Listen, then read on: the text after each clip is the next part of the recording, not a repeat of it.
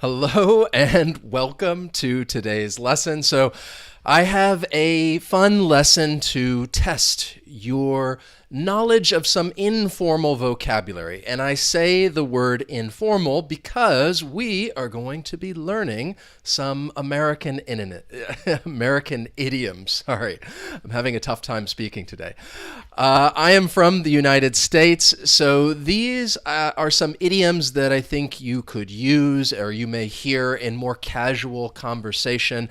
And I've done this in the form of a quiz lesson. So I want you to participate, write your answers in the chat or in the comments, even if you're watching this later. After all, this is interactive English. I want you to be a part of the lesson.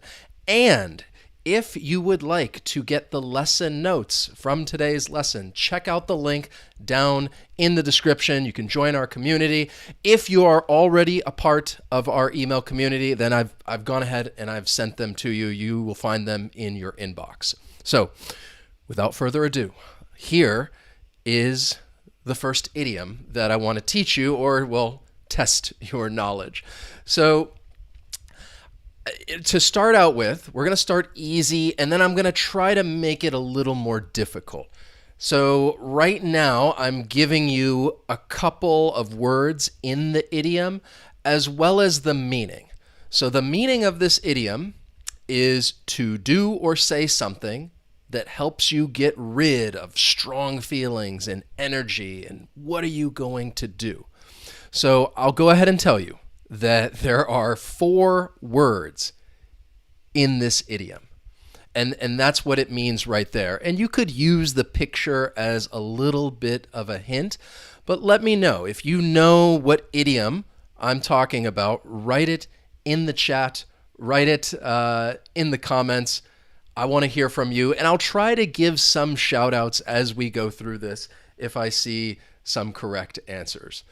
So, any guesses about what this idiom is? To off some You're doing something that helps you get rid of some strong feelings or energy. And typically I would say it's probably negative energy, or you're upset about something and then you're going to do some activity in order to off some So, all right, Reagan, excellent. Nailed it.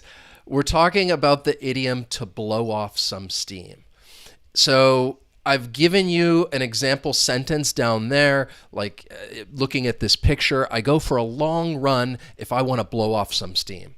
So perhaps you had a tough day at work and you're just frustrated and you have a lot of, pent up emotion. You need to get rid of that energy and you do something to blow off some steam. And often I think it would refer to a physical activity. You're going to go for a run, you'll go to the gym, and you just need to blow off some steam. So hopefully, again, my goal with all of these lessons is that you learn something new. And if that idiom is new for you, then that's perfect. I'm happy as long as if you learn one thing today, then I think that's a success. So the next one, again, I'm giving you a couple of words that are a part of this idiom. And what do you think? The meaning, it's referring to someone or something is too good or expensive for someone to have. Often, I think that this is referring to a person. So I know it says someone or something, but generally someone is too good for someone else.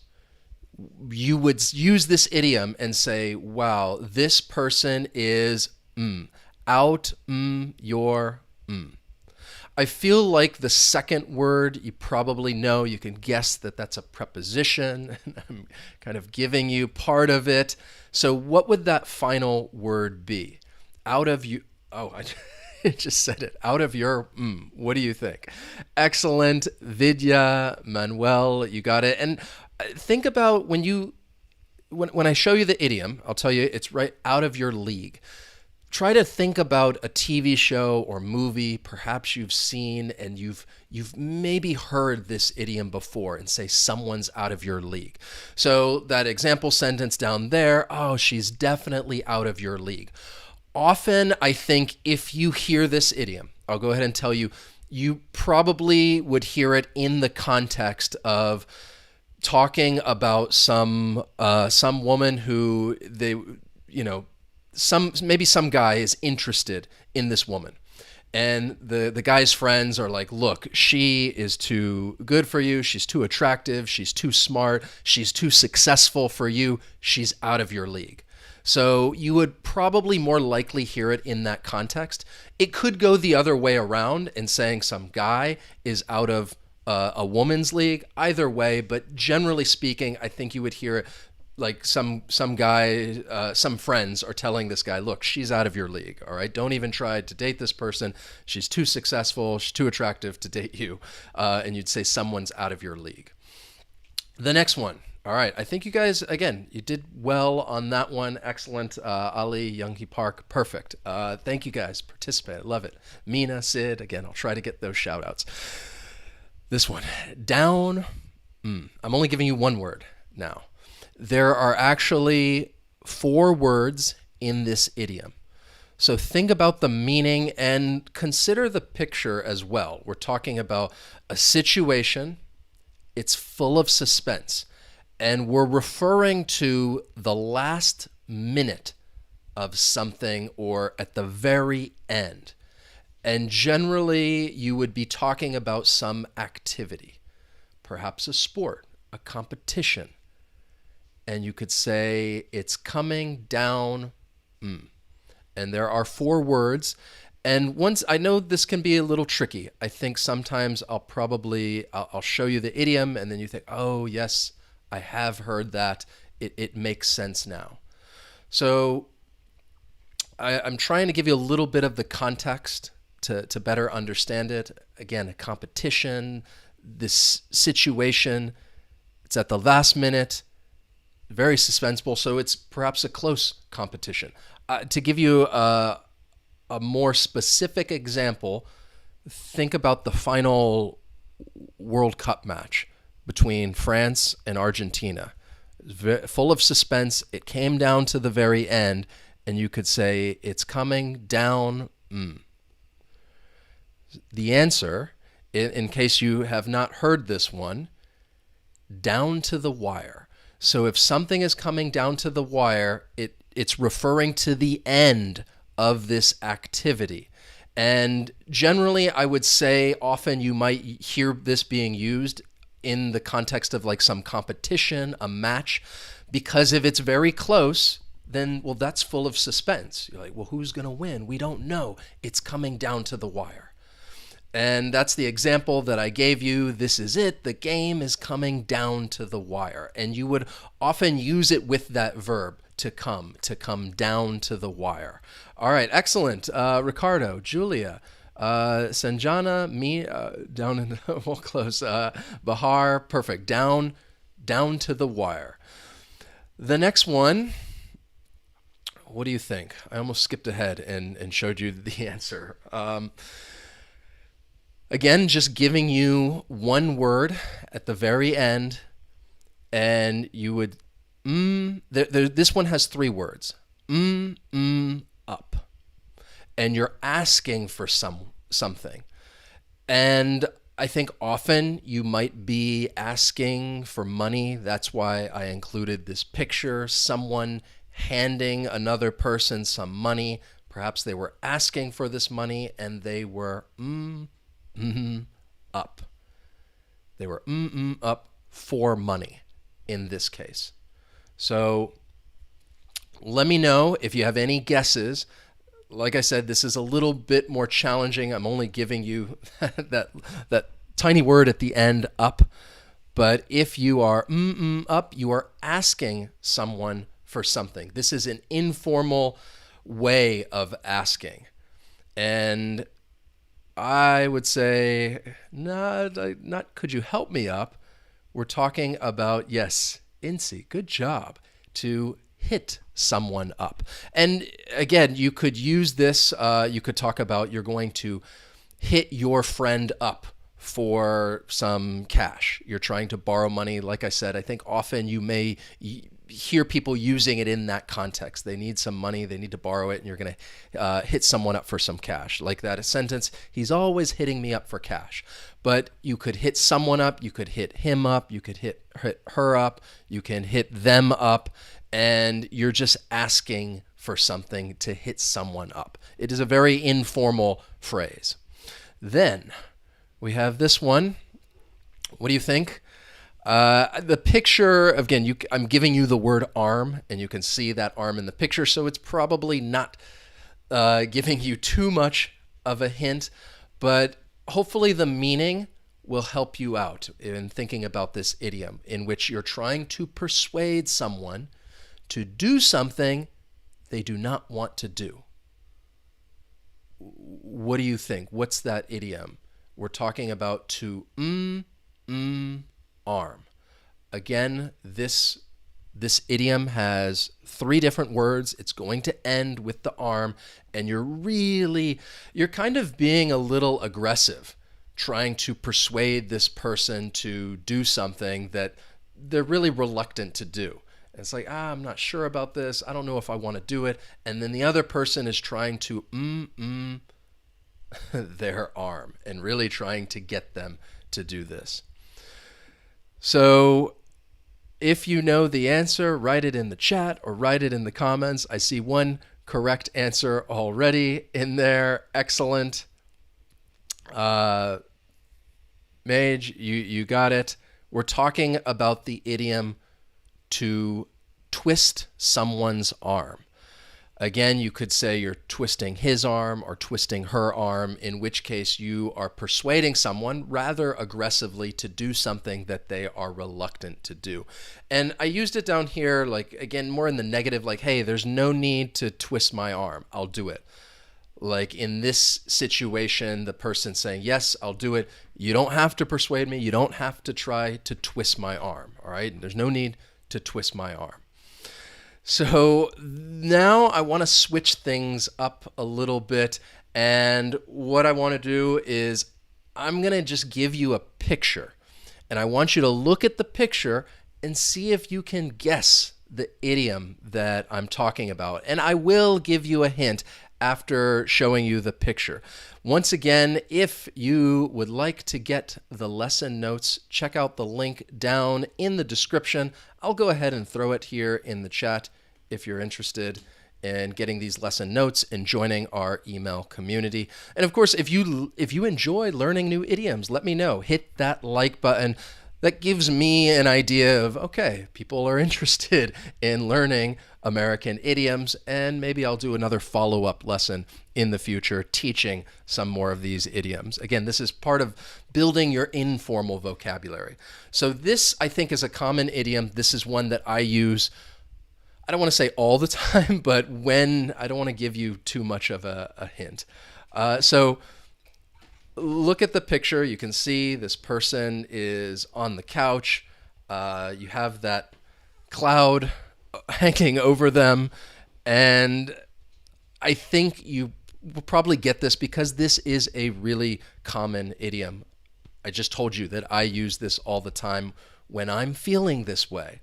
I generally don't say that I'm sick. I would say, yeah, I'm feeling a little under the weather. You guys rock that one. So that was, I was going to give you the idiom, and I just told you the meaning. It means that you're feeling a little sick, slightly unwell. So if you're really ill, you wouldn't really use this idiom. So generally, you would use it when you have a cold, you're coughing, you're sneezing, you feel a little sick, and you'd say you're feeling a little under the weather. Excellent job, Wolfgang, Young-hee, Valentina, Julia, nice. Dario, great job. So that one I feel like maybe is a little easier. This one's going to be a little more difficult because I don't think this idiom is as common as the last one, to say that you're feeling under the weather. However, what I would say is look at the picture, and the idiom is really exactly what this picture is showing. So what you see, again, I don't want to give away all of these words, but looking at the picture, what phrase would you use to describe this picture, talking about this person or someone? What do you think? It's not as commonly used, but again, it's still one that you may come across if you're watching a TV show or movie. So I'll give you a hint. It's not a cucumber, it's a pickle. It's a jar of pickles. And where is this person? What would you say? Where is this person? So you would say someone is. Now I know I see many of you using like cool as a cucumber. That is another idiom to say that you're calm, you're relaxed, you're carefree, but that's not the idiom I'm talking about. This is a pickle. So what would you say? Someone is. The idiom, I'll go ahead and tell you, we're talking about the idiom to be in a pickle. Excellent. Dario, Reagan. Now, what does it mean?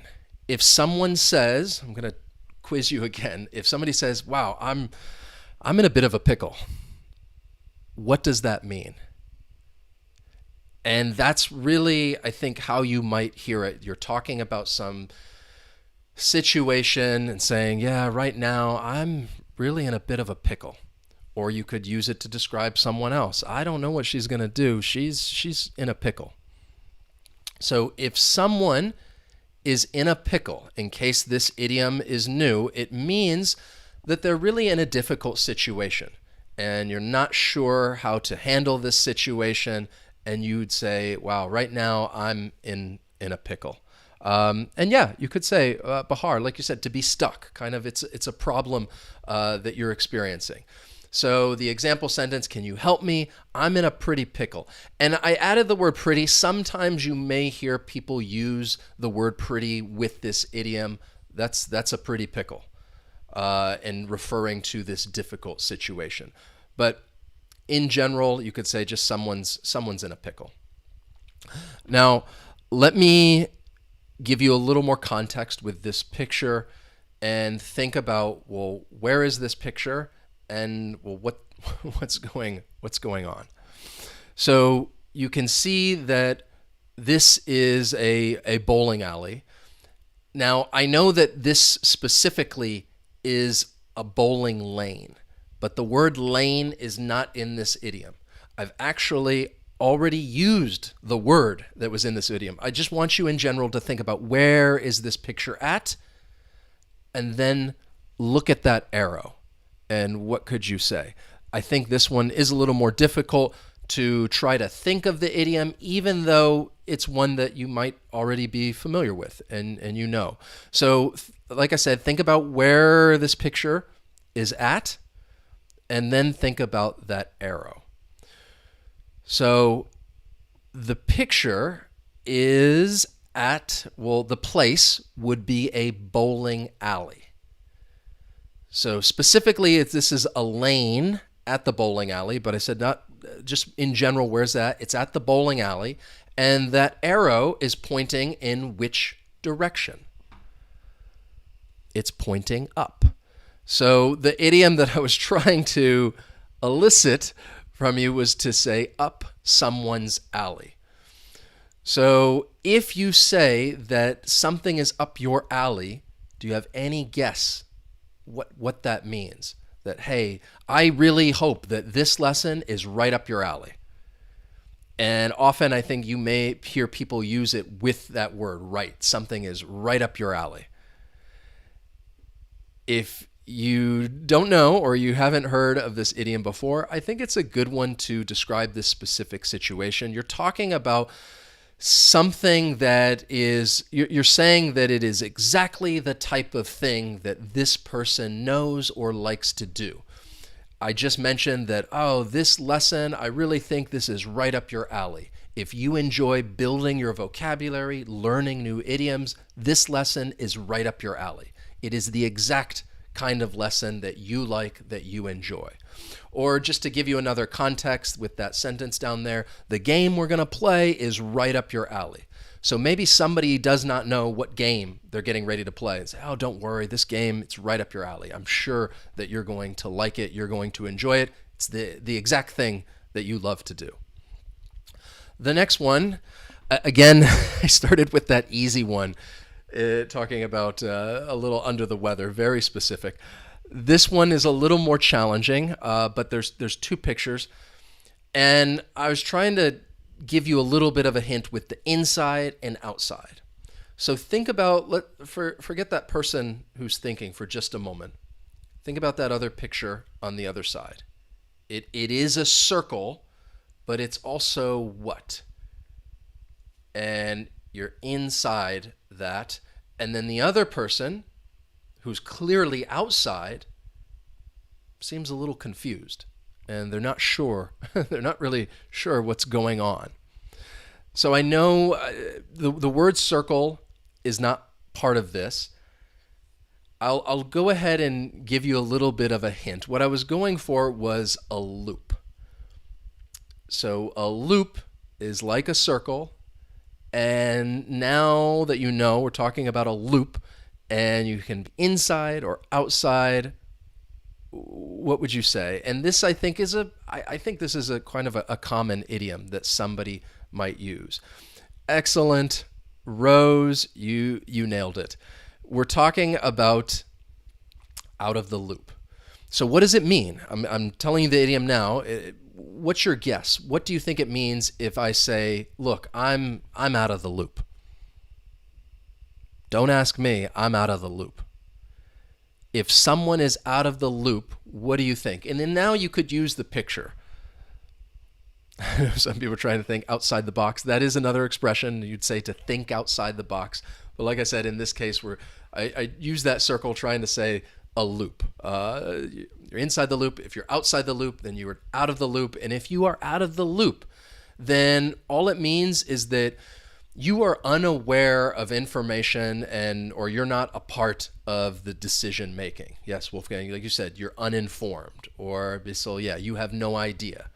So if you ask me a question, you're asking me for some information, and I tell you, like, look, I really don't know. Nobody's told me anything. I'm out of the loop, and I am just unaware of what's going on. And somebody would, yes, they'd say that sentence, perhaps about me. Dad, don't ask Wes. He's completely out of the loop. And you could also say that someone is in the loop. If somebody's in the loop, then that just means the opposite. They are aware of what's going on. But I think often people would use this idiom to describe someone who is unaware and does not know what's happening, and they would say that they're out of the loop. Then we have this one, and I think this one is very specific, and you could use this picture to just say, well, what is happening in this picture? And that is the idiom. So of course, you can see in the picture, we're talking about the pool. What do you think? What's going on in this picture? And I think that will help you guess the idiom, even though I would say that it's one that maybe is not as common, and maybe you haven't heard of it before, or maybe you have and you're not quite sure what the meaning is. What do you think is going on in this picture? You see the pool, you see they're talking about pool, you see very clearly that 8-ball. All right, what idiom? And again, there's not I don't know, maybe this may be the only idiom in which they're talking about 8-ball. So yes, Jesse, great job. The idiom is behind the 8-ball. Now, again, to make it a little more difficult, what does it mean if I say, look, right now I'm behind the 8-ball? Is it a good thing or is it a bad thing? Just the way that I said it, hopefully, if I say, wow, I'm really behind the 8-ball, you can infer that this is not a good situation to be behind the 8-ball. But if somebody is behind the 8-ball, all it means is that they're in a difficult situation or in a worse situation than other people. So to give you that example, we didn't start the project immediately. That's a problem. And now we're behind the 8-ball. So if you're behind the 8-ball, you're just saying that you are in a difficult situation, and you got to try to figure your way out of it. And you're probably going to need to work harder or think outside the box in order to come up with a solution so that you are no longer behind the eight ball. And yes, this does have a negative connotation. It's not a good thing to be behind the eight ball. So I want to try to make this even a little more challenging because I know that you love a challenge. And right now, I am going to just give you the meaning. And I want you to tell me what idiom is this referring to. You could also use the picture as a little bit of a hint, and I'll give you some letters too as we go through this. But right now, I just want to give you the meaning. Again, please write your answers in the chat or in the comments. Love seeing all this, the participation in these lessons. And I really hope that some of these idioms are new and that you're learning some new phrases today. So this next one refers to a person who criticizes the actions or decisions of others after the fact. And what that means after the fact is, well, something has already happened and someone is criticizing that decision that was made in the past. And you're able to look at the situation, and because it happened in the past, you can, oh, this was the right decision, or, oh, you should have done this. And you have that ability of hindsight, but you would say that somebody is doing what? And I think maybe that picture was too much of a giveaway. However, let me give you some hints. So I'm giving you the first letter of each word. This idiom has 3 words in it, and we're talking about what? I see, yes, a couple of correct answers in there. Excellent. So the idiom that I'm talking about, and this is definitely an American idiom, we're talking about Monday morning quarterback. So if somebody's playing Monday morning quarterback, you're in that situation. You're criticizing a past decision as though like you would have known what to do. And of course, it's easy to play Monday morning quarterback. And you probably use it with that verb, to play Monday morning quarterback. Like in this example sentence, he likes to play Monday morning quarterback. He likes to analyze the situation after it's happened and then be critical of others, and you're playing Monday morning quarterback. How about this next one? What do you think? And the picture I don't think is going to be, well, too much of a hint because it's part of the meaning, but you're talking about taking a risk and doing something that it may turn out wrong. So what do you think?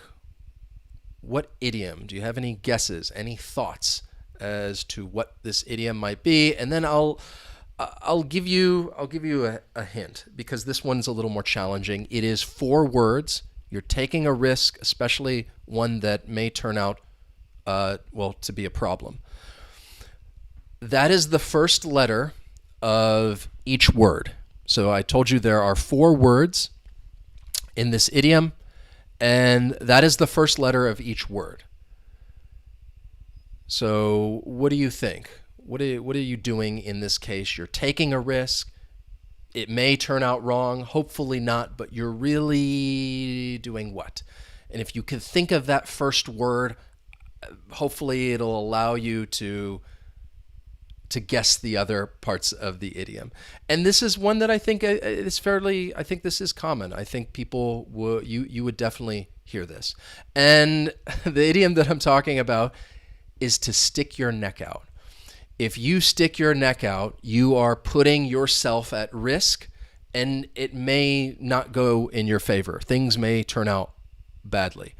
And the example sentence that I gave you, I stuck my neck out for you at the meeting. So there was this meeting, you're trying to help someone, and you stuck your neck out for them.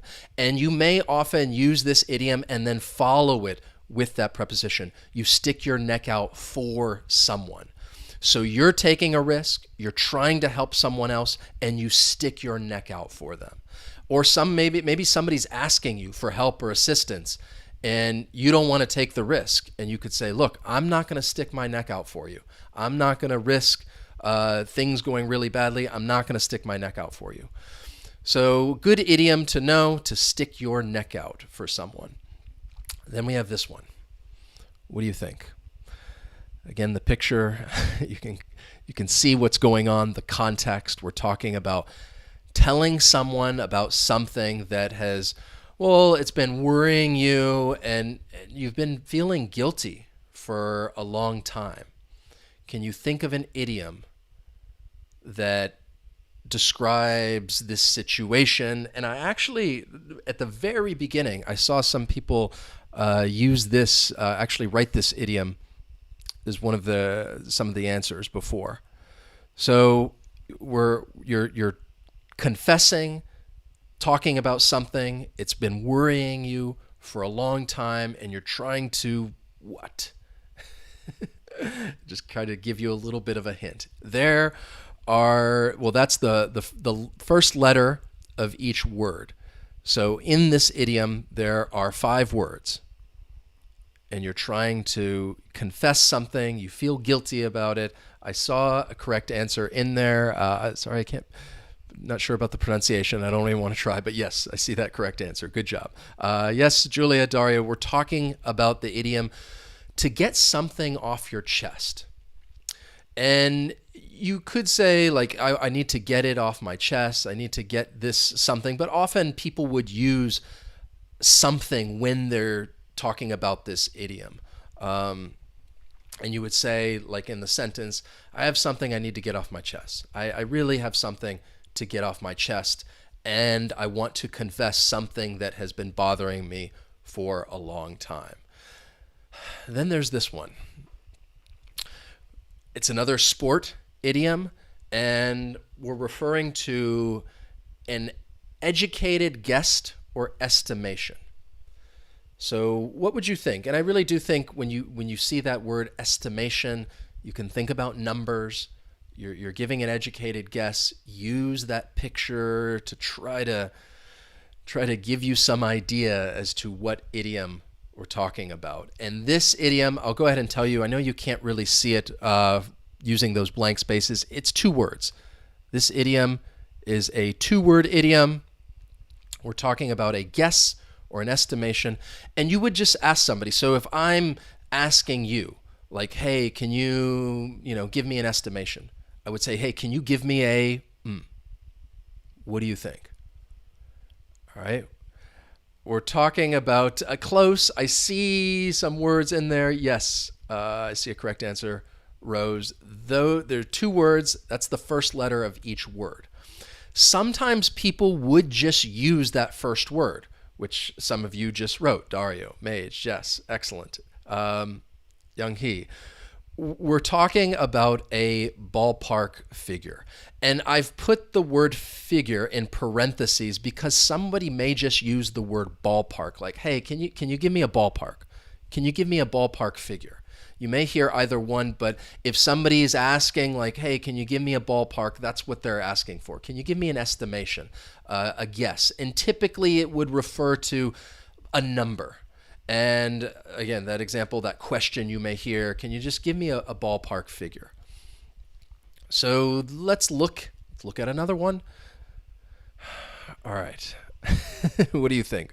Again, use the picture to help you guess this idiom. We're talking about you're going to stop what you're doing because you don't want to do it anymore, and you think that you have done enough.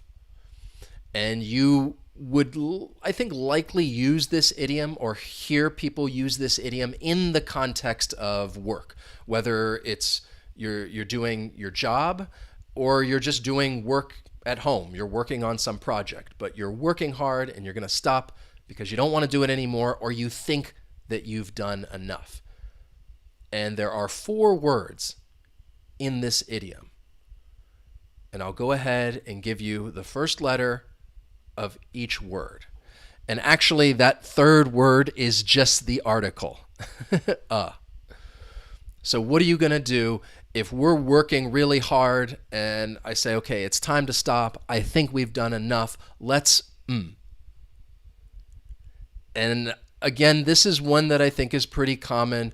I would hope that you could hear these idioms and try to associate it with an experience that you've had watching a TV show or movie or listening to a podcast. These are idioms that will come up in conversation. Great job, everyone. We're talking about to call it a day. Well done, Sid, MYZ, Valentina, Mina, Mazatov. So if you say, let's call it a day, or like in the example sentence I gave you, I think it's time to call it a day. You're basically saying, we're going to stop what we're doing. We've done enough. I don't think we need to continue. We're going to call it a day. And there is a reason why I chose to present this as the last idiom, because yes, right now I'm going to have to call it a day. But there is a little review. These are all the idioms that I just went over, these American idioms. Of course, some are more common than others. I'm sure that you are familiar with some of them already and you've heard them. Perhaps you use them in conversation. I think that's great. Just bear in mind, these are more informal, more commonly used in spoken English. So if you would like to get these lesson notes, again, check out that link down in the description. If you're already a part of our email community, check your inbox. I have sent them to you. But this is a good way to practice, become, I guess, a little more comfortable with these idioms, not only to help you improve your comprehension if you're watching a TV show or movie, but hopefully when you're having a conversation, if you experience this and you would tell somebody, look, I had a really rough day at work. I really need to blow off some steam. And you can actually use that idiom in context, or one that I think is very common. We all feel sick from time to time. And instead of telling someone, hey, I feel a little sick, you could say, right now I'm feeling a little under the weather. Very, very common idiom. Or again, you're in that situation where you're going to take a risk, you're going to help somebody out, and you're going to stick your neck out for them. So hopefully, I hope with all these lessons, I just hope that you learned something new. Thank you guys so much for participating in today's lesson and joining me. If you did enjoy the lesson and you did learn something new, please hit that like button.